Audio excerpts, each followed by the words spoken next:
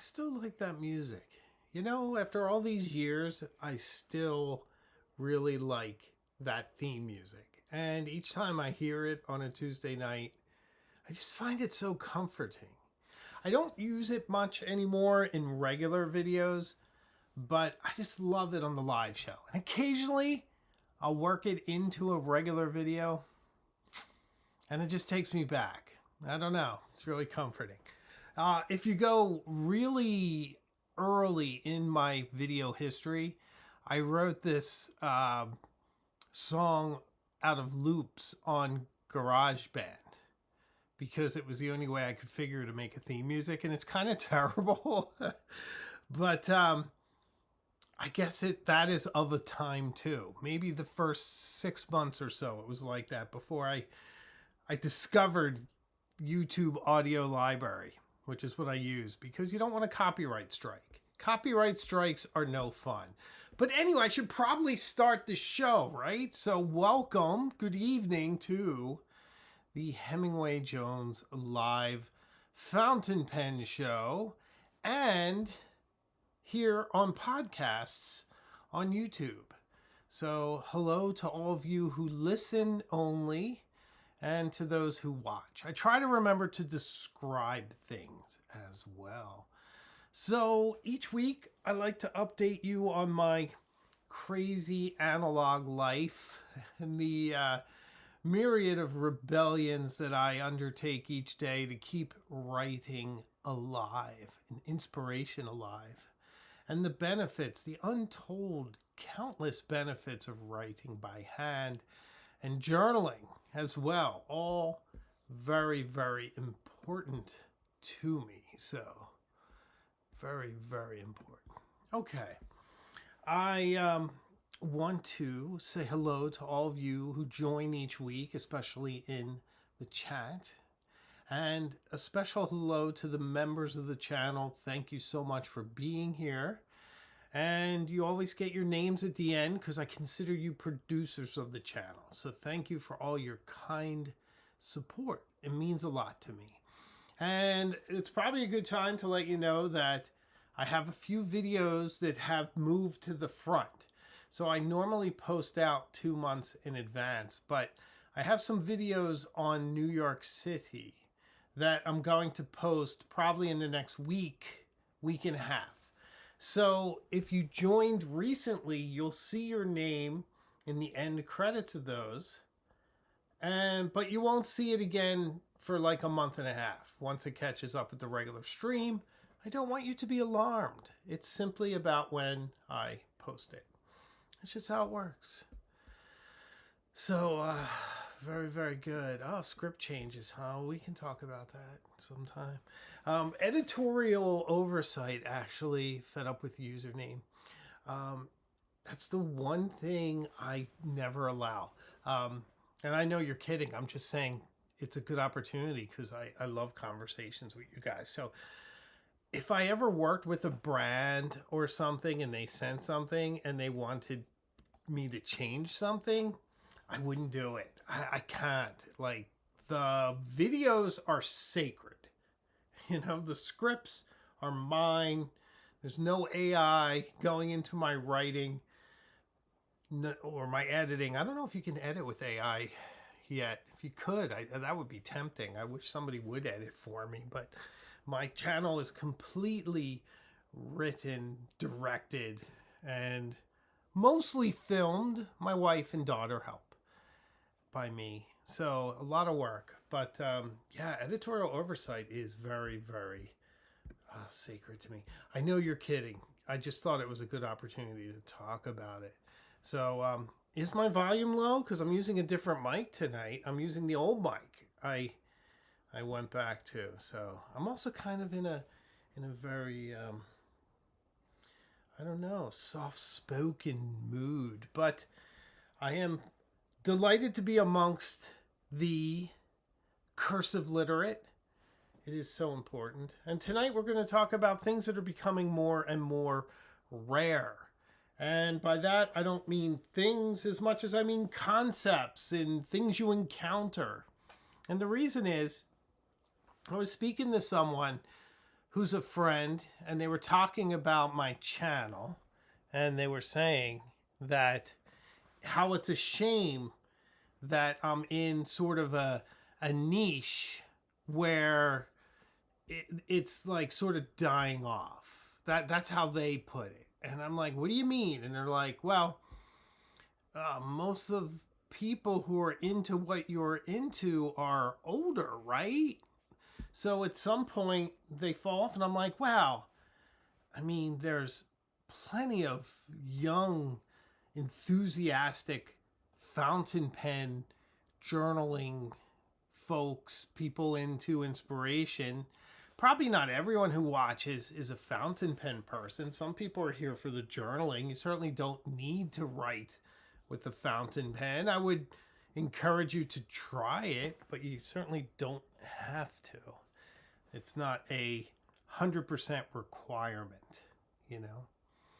So, yeah, you know, and this person was also kind of young, and I think their perspective, I mean, you try to define older. I am older than I ever thought I would be, but certainly much younger than I ever will be, with any luck.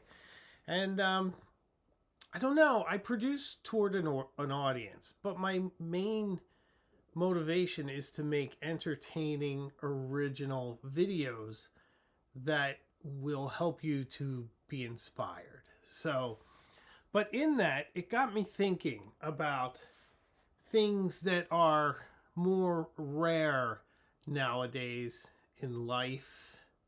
And I don't just mean things like the Watchman Henson, which is truly rare, certainly much rarer than it was before I started yapping about it all the time. I really should buy all the things before I start talking about them. I think sometimes I have an effect. I don't want to give myself too much credit, but I've noticed that there were things I was talking about and then people would comment. I'll give you a good example.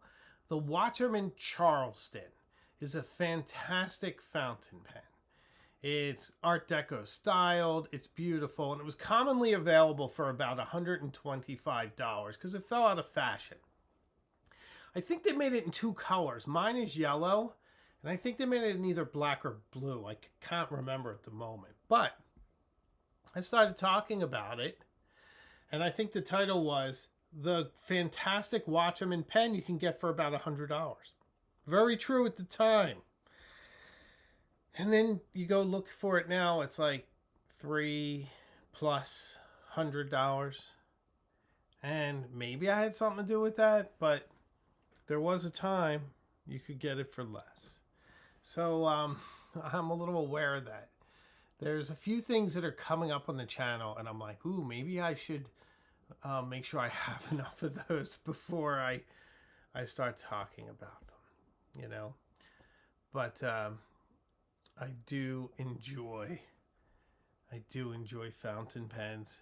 Let me show you some stuff before we begin, and I'll work some stories in. So I was telling you last week how I'm kind of still very enamored with Mont Blanc. This weekend I was down in New York City. I'm going to talk a little bit about that. And you're going to see some videos and things of that trip. And I did bring this, even though it's one of what? Class? Bueller? The worst travel fountain pens ever. You might be tempted to say this would be an absolutely brilliant pen to bring traveling. It's a Mont Blanc, right? It's amazing. It's small. It's stowable. You can look, I could put it in my pocket and you won't even see it. Wow, all those things are pluses, but why? Why is this one of the worst fountain pens to bring traveling? I'm also alluding to the video that I brought out last week, the worst fountain pens for traveling, because I committed that atrocity while I was traveling back in May. Well, this I did this weekend. I brought it because I like it. It's a Mont Blanc Bohème Douai with a black stone. I affectionately call this one my dark crystal. It's my dark crystal pen. Okay, so why is it so bad? I'll show you a couple reasons. I mean, it's beautiful and it writes great. This one isn't in as good a shape as my other one, at least in regards to how it screws together. My other one is pretty much in line with the nib. This one is definitely demonstrably off. Now I can kind of, you can see you can't do it too much because it will, if I try to move the cap too much, it'll bring the nib in. So you have to be careful. But yeah, if I totally screw it, it's a little bit off kilter. Don't care. I got a great deal on this pen. I forget what I paid, but I'm happy with it. But okay, it's a bad travel pen because it takes forever to assemble. It's like a couple pieces here. I'm looking through the screen and assembling it. You have to take the cap off. You have to screw it onto the back. And then you're ready to go. So what is that? 3-4 seconds before you can write something? And if you're done, you have to kind of reverse all that, which eats up time. It does. But really the biggest problem is the way the hinge door works. This unhinges, and then you can, and I'm unhinging the back, and then you rotate it and your short international cartridge reveals itself. There you go. But what happens is you put it in a case, and if it gets jostled around a bit, this will open. And then it just has this tiny little hinge holding it together. Probably a few pounds of pressure to one side, whoopsie, will break it off. Now, it hasn't happened, but if you can envision it, you can do it. And I have envisioned it. So it's certainly a possibility. But this pen gives me joy. And so I brought it. I did. Even though it's not as tight, like I said, my other one is super tight. My other one, you put it together and it aligns. I really don't notice, I'll be honest. Most of the time I don't notice at all. I don't care about little things like that. I know what happened, or I have a theory of what happened. I think whomever owned it before me just probably over tightened it all the time and just somehow gradually moved the mechanism out of kilter. But it'd be different if it dug into my hand, which it doesn't. So I really don't care. Plus, I got it secondhand. I got it at a good price, and it's pretty, and it's fun, and it's my second one. So good little pens. Okay. But a lot of work, that pen. In other pen news, my Oraloid, O Sole Mio, has run out of ink. Hard to tell it's run out of ink. It sort of looks like it has ink. I am now considering whether or not I should ink it, because this has been my pen of the summer. I've had a lot of fun with this. Kirk Spear did a beautiful job with the nib. It's gorgeous. It feels summery. But maybe it's time to let the Pelican come out that has the same nib and play and do something a little different. I don't know. Sometimes I have to force these things. Sometimes with my fountain pens, my fountain pen journey, I just need to force myself to put pens away so that I can experience other ones. $5 super chat from eScott4570. 28, I'm an avid fountain pen user, journaler, and lover of analog books. I really enjoy your videos. Thank you. Very, very kind of you to say, and kinder still to offer that support to the channel. So thank you very much. It's my pleasure to make videos that you like. So thank you. I do appreciate it. So among my many pens, I have my Fillmore case, which I use quite a bit. I've been taking this to work lately, and I have in here my Lamy 2000 with Darth Lilac ink, my brilliant workhorse of a pen, if you will, maybe stretching the meaning of workhorse there. And this is my Montblanc 114.9 with the fine nib, but it has Egyptian blue ink in it, which is super fun. Having a good time with it.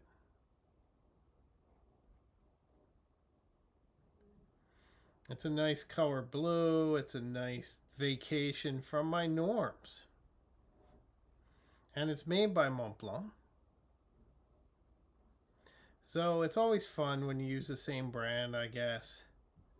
They say that your warranty will be void if you use any other ink, but that's silly. I mean, I guess it's not silly if you get caught and they void your warranty. But it's silly that they say that because it really doesn't make a difference. But pretty nice color. So I've been really enjoying this pen. Like I said, it's hard for me to get away. The Pilot Custom Urushi has Konpeki. Oh, look. I guess I did this last week. It's a good ink, though.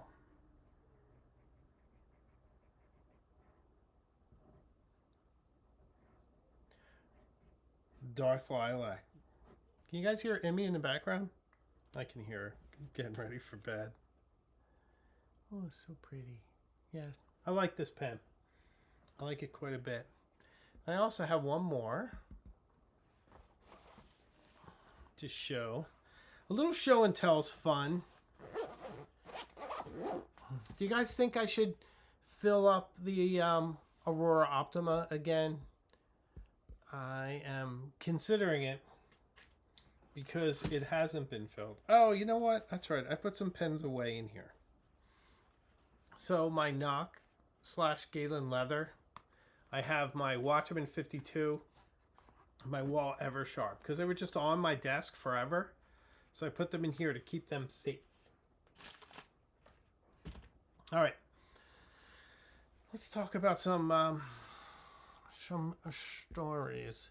And give me some inspiration on what to fill the Optima with. It's had a clay de sapphire in it. And I'm thinking of doing something different. But I feel like I need a blue. So, I really like Konpeki, but it's in a lot of other pens right now. So, let me know what you think. So, this weekend I drove down to New York City. Very easy journey. Some interesting things happened that won't be in the videos. I thought I'd just quickly run through now. Drove down because it's cheaper for us to drive. 3 of us on the Acela would be, you know, somewhere around, I don't know, $1,000. Where if you drive down, it's maybe a tank of gas and then it's $100 a night to park. So it's like, I don't know, $400 tops to drive versus $1,000 on the Acela. And in the Acela, you have to drive to the train, then wait for the train, get on it, get off, ground transportation to the hotel, and then back to the train place, wait around, get on it. You get the idea. Whereas if you drive, and you end up on the West Side Highway, and then you make left on 46th Street, and it takes you to the driveway for the Marriott Marquis, and they take your car away from you, which is a good thing in New York.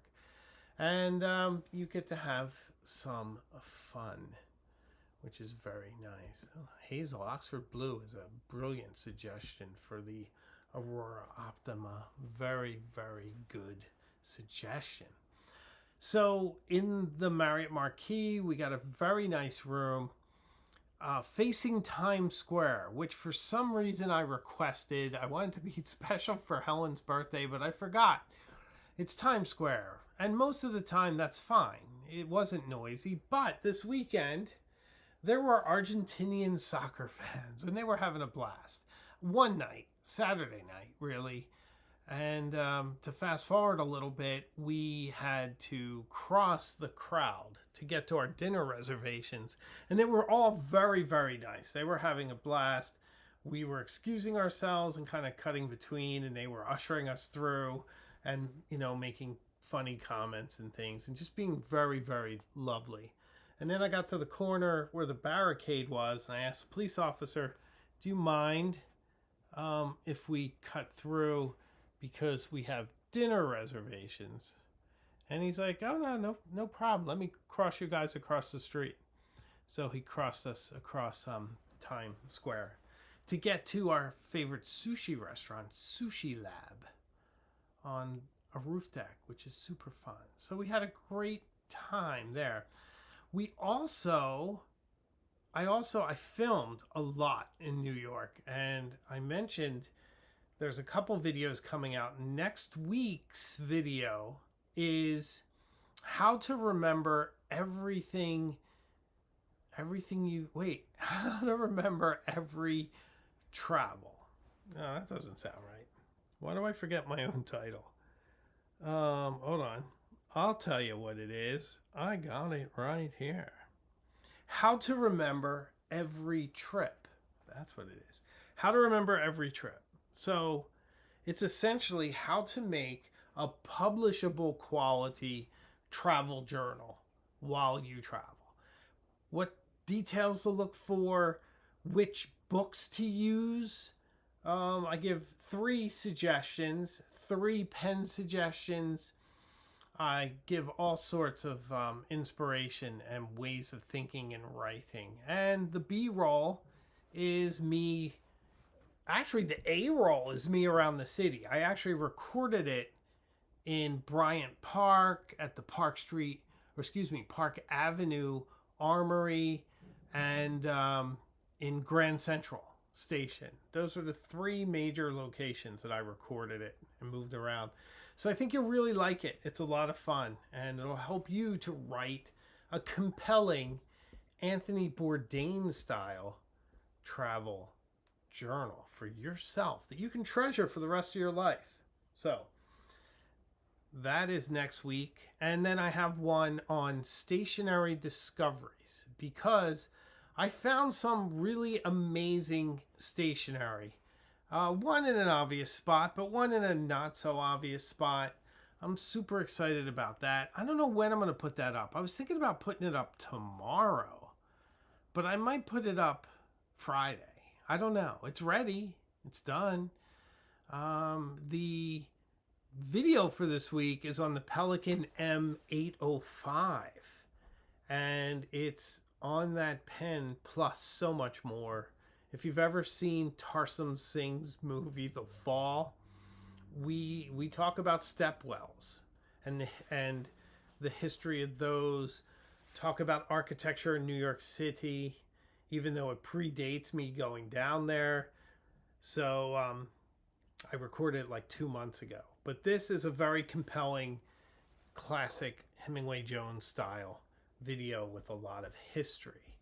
And that comes this Thursday on the Pelican M805. It's called something like The Pattern is Repeating, or something like that. But you'll see it.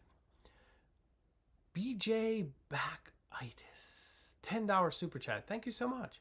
I'm a notary public. Given your business background experience, what inks would you recommend that are document safe, fraud, and water resistant and suitable for normal 20-pound copy paper? Thanks.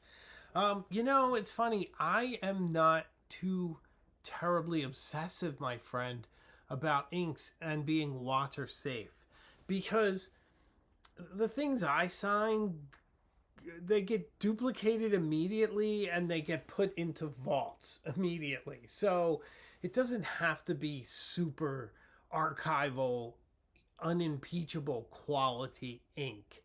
I do have ones that are. I have one from India whose name escapes me. It's named after the stationery store it came from, and it escapes me. And actually, the other blue one that I have that's waterfast does too.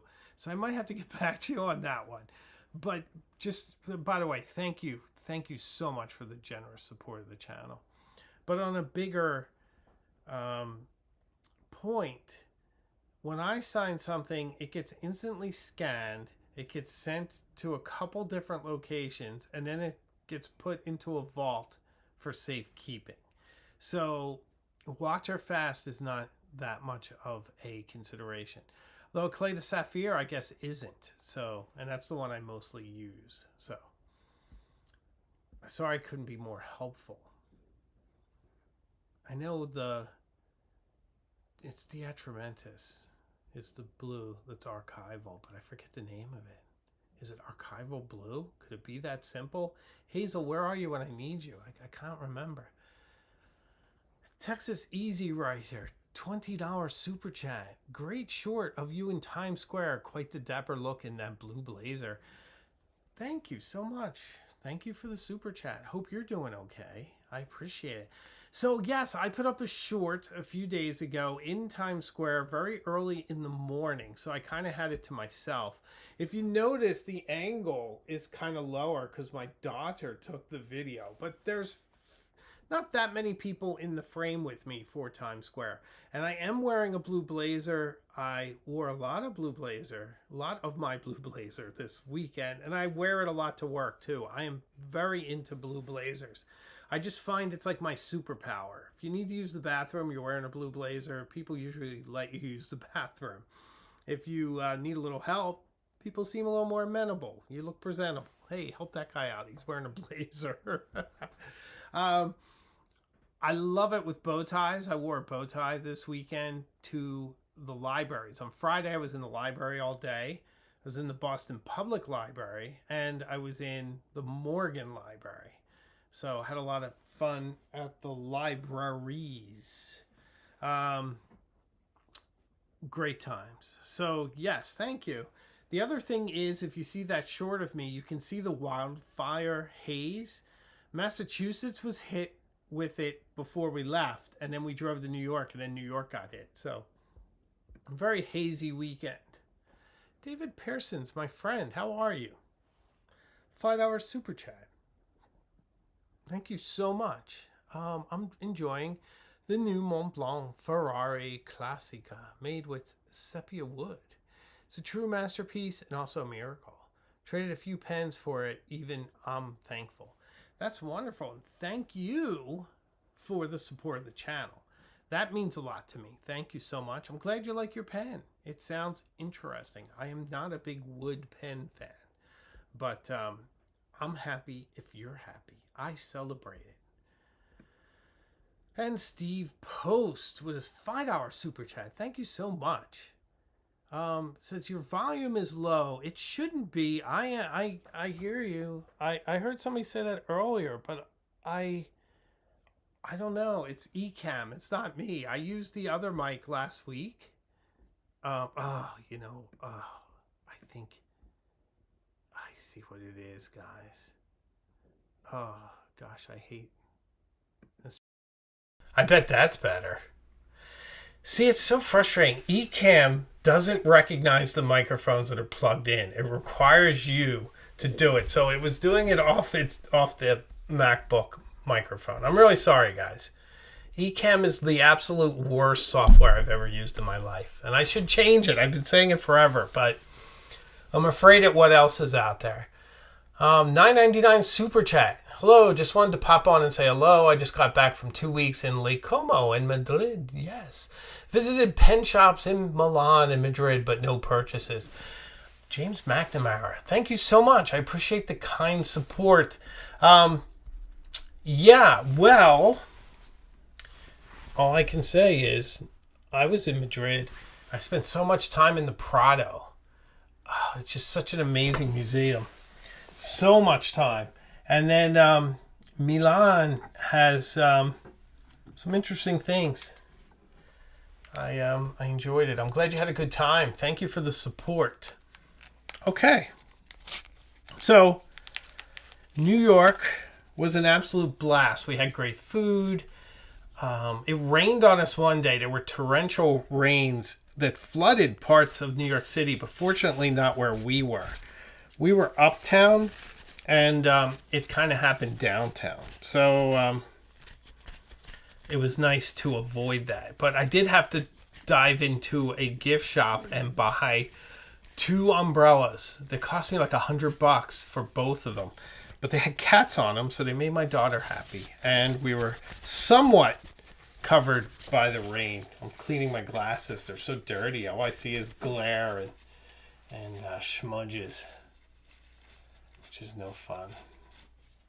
So lots of videos coming up with New York. Lots of good journaling B-roll, so I think you'll appreciate that. Okay. let's talk about what's getting rare in the world, and not just the Waterman Henson, which I already said. But I think there are some things that are getting rare, and there's some things that the impression is that it's getting rare. I hear people complaining that good manners, are getting rare in the world. And I don't want to be like the old guy complaining and shaking his fist at the world and how it changes. I don't think it's so much good manners. I think it's formal manners. I found New York this weekend, which was a kind of a new experience for me, because when we go to New York, it's normally in the off season. It's November, it's March and whatnot. I want to say never. I just for years haven't been there in high summer. And it has a different vibe. I've never seen it so friendly and so orderly, impressively so. When the soccer fans were coming to Times Square, police showed up with municipal workers, and they put out the barricades and they closed off streets, and they did it so orderly, like a dance. And then they kind of managed traffic and stopped cars from going through so no one would be hurt. And then the Argentinian soccer fans had their area in that main part of Times Square to celebrate and have a good time, although it didn't really work out for them. I'm sorry, Argentina. I won't cry for you, though. Couldn't resist that one. So, and then once they dispersed, it all receded. The trucks come and they pick up the barricades, and then the next morning, when we left on the Sunday we left, it was the final. So we left at 8 o'clock in the morning. I got back home by 11:20.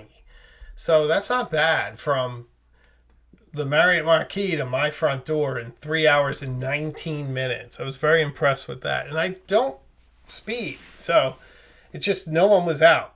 But I had to leave because they were starting to set up the barricades and shut off the street. I would have been there till probably 11 o'clock at night or whenever the crowds dispersed. So, but they're so good at it. And it was like remarkably clean, and people were so nice. So just had a great New York experience, and they were so kind and so nice. So yeah, when it comes to manners, I think there's some formality that's gone, but I feel that people are still quite kind when you get them one-on-one.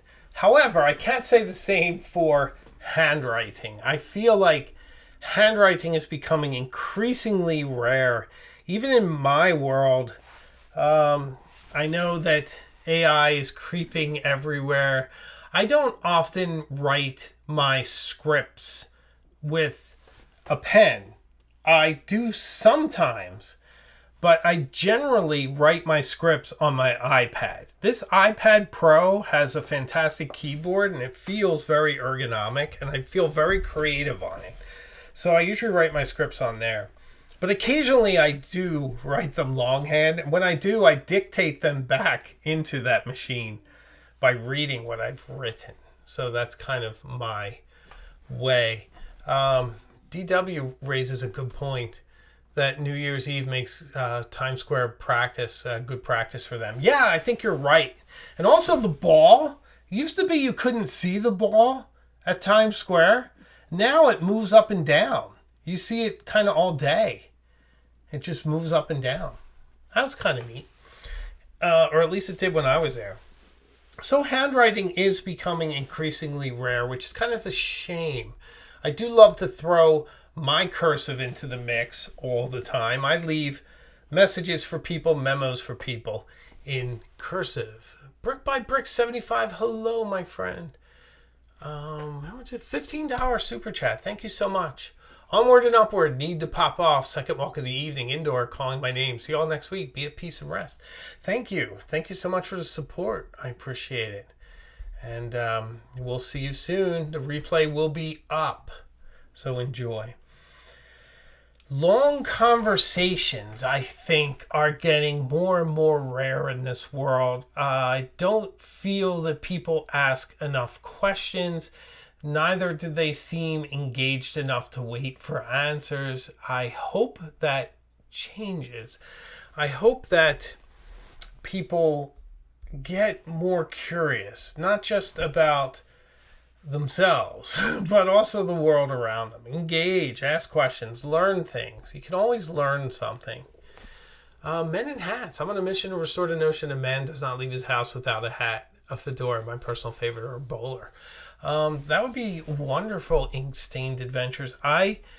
Hemingway Jones was born on the Fedora Lounge in Club Obi-Wan, which was a Indiana Jones fan site 20 plus years ago.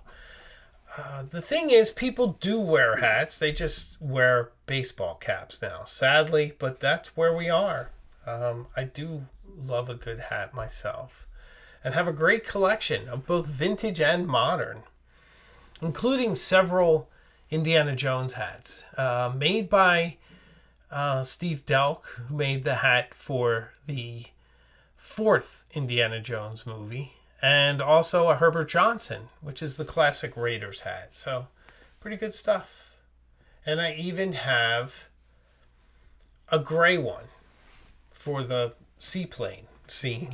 So I feel that good craftsmanship is becoming increasingly rare.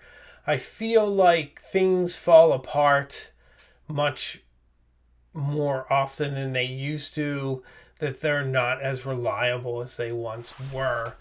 I do lament the loss of craftsmanship. Someone in the comments said one that I had, and that's curiosity. It goes along with asking questions.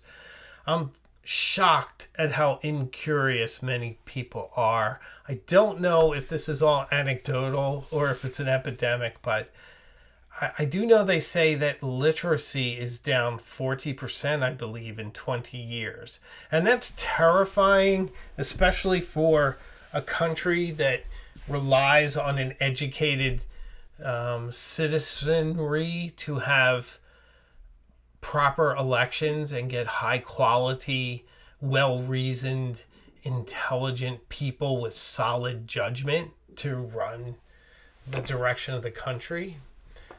Regardless of their political affiliation. You need educated people, people who read, people who can think critically, that can be honest with themselves intellectually, that don't just support a team but weigh each idea against their core values and ask themselves, is this really what I believe? And do I believe it consistently? I am a big proponent of whatever it is that you believe should hold up to scrutiny and should be scrutinized constantly. So I think curiosity is good for our country and the world if you don't live in the United States, and I think it's good for us. But you know me, not getting political, I think it applies to everyone. Here's another big one. Quality clothing. You know, I could go on about this. I feel that you have to spend more and more money to get something of decent quality unless you want to wear, I mean, some people do, disposable clothes that are good for a season, then you toss them. I personally like to buy classic items that I'm going to wear for years. So I shop at places like Cordings of Piccadilly that makes incredible tweed, Tattersall, corduroy, high quality, lasts for years. Some of my stuff is 12, 13, 14 years old and looks brand new. J Press, fantastic stuff. And those are my two biggies, really. I do some Ralph Lauren. Ralph Lauren kind of took the place where L.O. Bean was. L.O. Bean was my staples. Things I would beat on. But then L.O. Bean just went so down market that their quality just fell off, that I replaced it with Ralph Lauren, whose quality is still pretty good, but it's more expensive. But at least the quality's good, so I feel like it'll last. and some Brooks Brothers, but it's mostly, if not exclusively, the made in the USA stuff. So I feel like quality clothes are just rare. I love this comment from Bull Run Road 30. I miss Crass Brothers. Crass Brothers, store of the stars. If you don't go in the Crass Brothers, you're crazy. I haven't heard that in a long time. Thank you for that. Crass Brothers was a men's store where all the celebrities and newscasters and whatnot from Philadelphia shopped in the 60s and the 70s into the early 80s. I think it went out of business in the early 80s. And it was around, if I'm not mistaken, and correct me if I'm wrong, but I think it was around 9th and South. South Street's an interesting area of Philadelphia. Still a fun place to visit, but that shop's been gone for a very, very long time. But thank you for that. One of the things that I'm sadly seeing becoming more and more rare is mid-century architecture. So kind of the great Art Deco designs, the craftsman houses. The craftsman houses seem to be too small. They're being replaced with McMansions. The Art Deco buildings, some of those are in peril. Even the Chrysler building right now doesn't really make economic sense, which is terrifying. If something should happen to that, I adore the Chrysler building. I love it so much. It's one of my favorite buildings. It's so almost over the top, but somehow exquisite and perfect. And yet the floor space doesn't really work. Its infrastructure is outdated and the land lease is way too expensive to make it economically viable. So they're having a really tough time. But I think of places like Wildwood, New Jersey, which was a really interesting shore town that was full of very distinct googie architecture, kind of mid-century kitsch motels with tropical themes or historical themes, very interesting places, and now they're all gone. They're all demolished and replaced with boring condos, and the boardwalk used to be really lovely and kid-friendly, and now it's kind of on a rapid decline as well. So the things you take for granted, the beautiful places, can be just decimated. I mean, America's done that to many of our cities, many times over. Destroyed them to put in highways. Boston did that. Whole neighborhoods destroyed by highways. South Beach did the opposite. They preserved their architecture. And now it's gorgeous. So I think it's kind of important. Mary Madden, my friend, $4.99. Thank you so much. She says, handwriting may be rarer, but it's more appreciated than ever. My experience and likely that are a fellow enthusiast. Thank you so much for the generous support. Yes, oh, absolutely. I find when I write something, people always appreciate it. So thank you. You're absolutely right.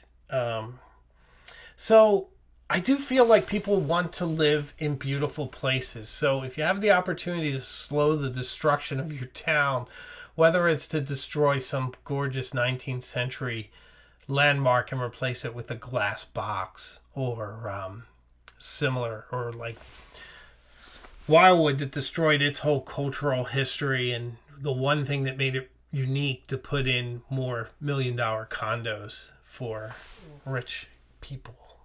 I sound like I'm like of the people and I'm a banker, but even I resent it at the point where you destroy something beautiful. I finance projects like that, to be honest, but I can tell you I've never financed the destruction of a monument. The stuff I have done is replace like old houses, like a split level on a big lot with 16 townhouses. I've done that, but that's for normal people. That's good stuff. We gotta get people into houses. Here's another thing. Eye contact. Have you noticed how rare eye contact is? It's hard to kind of address some people unless you know them. People are often just sort of looking down at their phones, and it's hard to make a personal connection. And I think that's sad and very, very rare. And along with that, are friends. Friends are becoming rarer. If you have a good group of friends, hold on to that. Because it's hard to hold on to friends as an adult. Or adult, if you will. Rick Harsh, $5 Canadian. Thank you so much. I have Daytime motorcycle boots that I've had more than 10 years. Expensive, but awesome. Built to fit my feet. Awesome, Rick. That sounds perfect. That's the kind of thing that I try to promote, is to buy good things that last.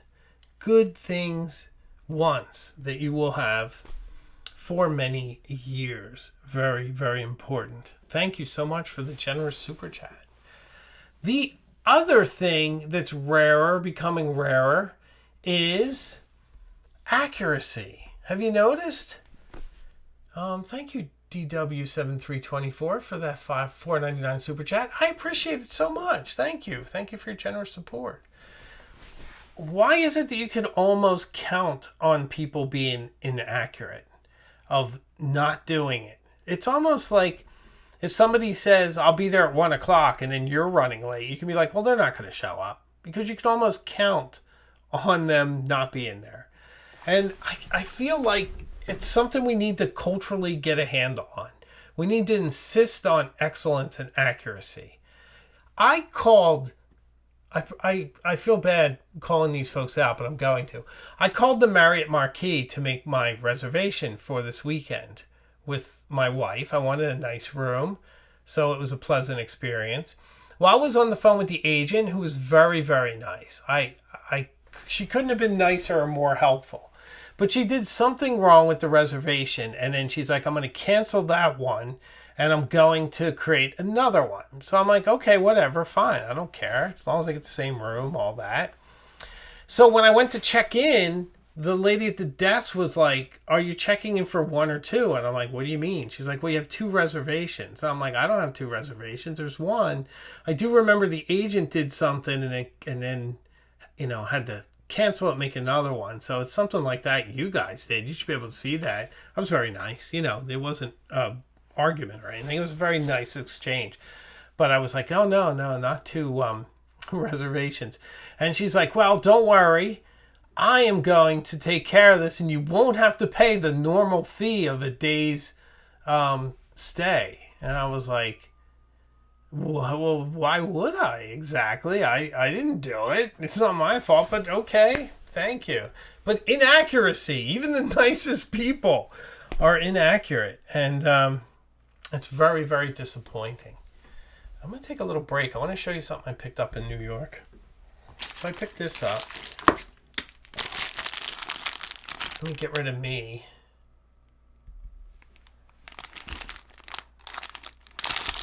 So the last thing I need, that's crinkly, are more journals. It's $25. New York Public Library. Little history there. So this came from Manufactus, which I'm sure many of you know because it's all over Italy. And how do I get this? Oh, there it is.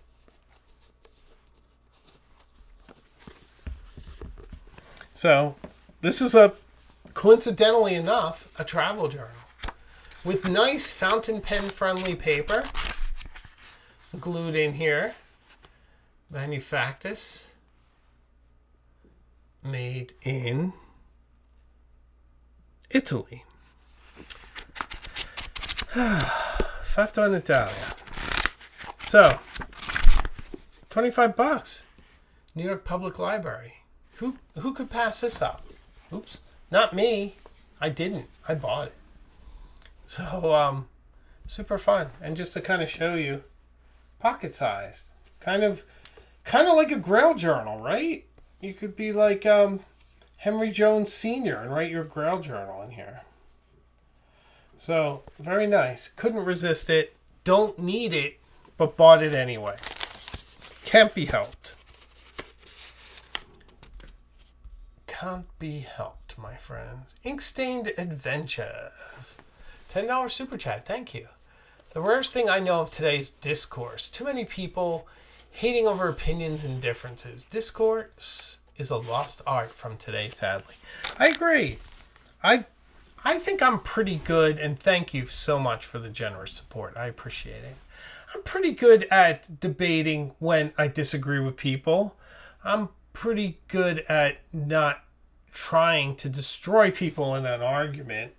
I feel like if you have a conflict with someone, you try to settle it. You try to restore harmony. You try to elevate it.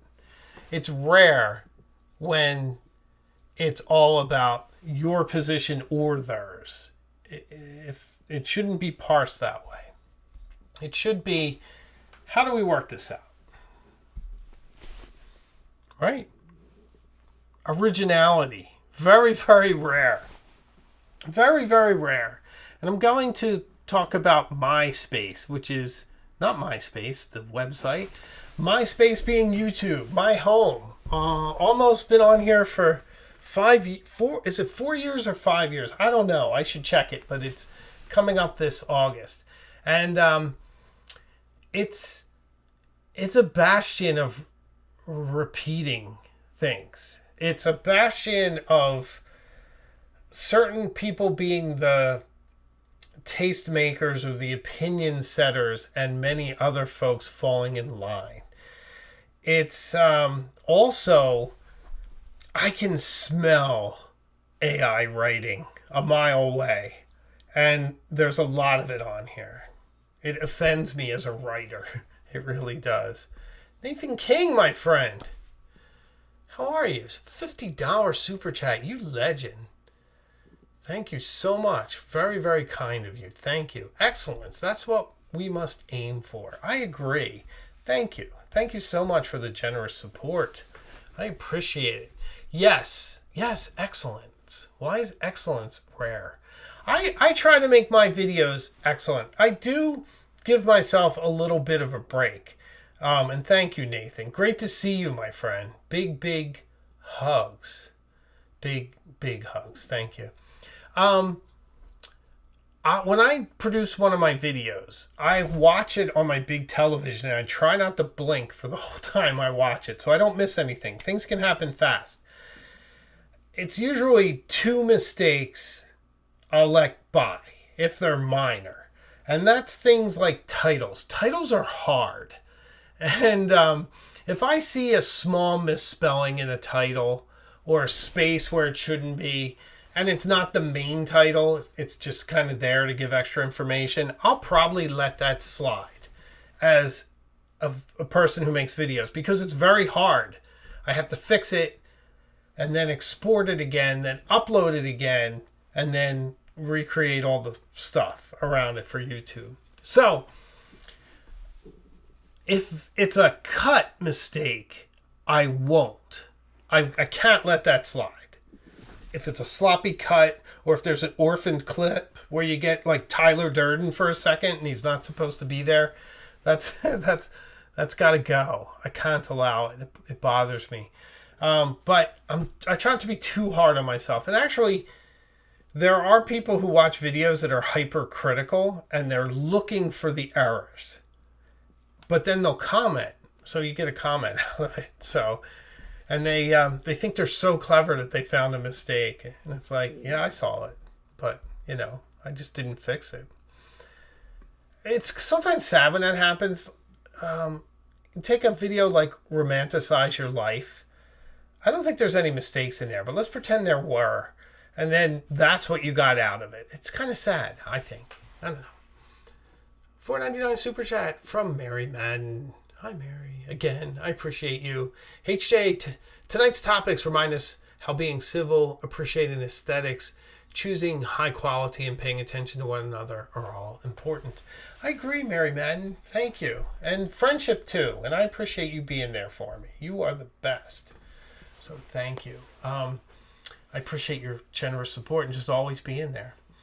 Also, this week, there's probably going to be 2 videos. There's going to be one on the Pelican M805 and then another one on stationary from New York City. New York City. And then next week is how to remember every trip. How to write a travel journal that you will cherish for the rest of your life. See me all around the city as I present this video. And then B-roll too. It's kind of fun doing a video all around the city because I did learn a few things. Once I tried it without noise filter and I wasted a lot of time. That was a mistake. But secondly, yeah, I noticed that if your A-roll is really interesting, if you're in Bryant Park or you're in Times Square for my short or whatever, you need less B-roll to support it because the A-roll is interesting. So that was fun. So that's next week. That should be super exciting. Thanks you guys, by the way, for all the thumbs up. Means the world to me. It does. I'm going to leave you with one thing that's rare. It's becoming a theme on this channel, and I think you're going to hear it again and again. An important theme. And what is that? Always take the scenic route. Always. Cherish the moments. Cherish your life. That's probably the best advice I can give you. So, thank you all for watching. Means the absolute world to me. Thanks for being here. I hope you enjoy this. I hope you check out this Thursday's video and the ones coming. Lots of fun stuff, I promise you. So, this wraps up this adventure. I had a blast. I'll see you all next Tuesday. Love you all. Take care, and I'll see you further up the road.